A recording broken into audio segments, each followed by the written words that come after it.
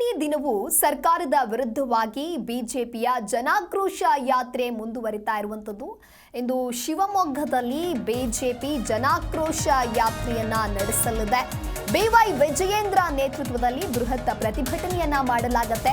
ಈ ಒಂದು ಪ್ರತಿಭಟನೆಯಲ್ಲಿ ಬಿಎಸ್ ಯಡಿಯೂರಪ್ಪ ಕೂಡ ಭಾಗಿಯಾಗಲಿದ್ದಾರೆ. ಮಧ್ಯಾಹ್ನ 3 ಗಂಟೆಗೆ ಜನಾಕ್ರೋಶ ಯಾತ್ರೆ ಆರಂಭವಾಗಲಿದೆ. ಬೆಲೆ ಏರಿಕೆ, ಮುಸ್ಲಿಂ ಓಲೈಕೆಗೆ ಕೇಸರಿ ಪಡೆ ಕೆಂಡವಾಗಿದೆ. ಕೇಸರಿ ಪಡೆ ಸರ್ಕಾರದ ವಿರುದ್ಧವಾಗಿ ಕಿಡಿಕಾರ್ತಾ ಇದೆ.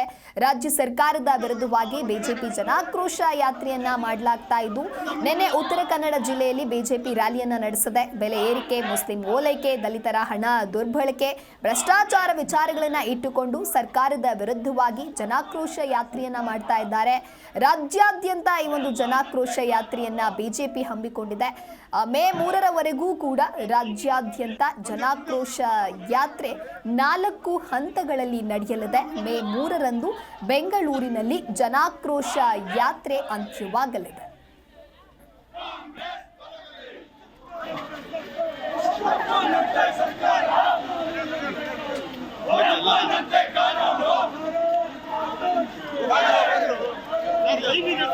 ಮುಂದೆ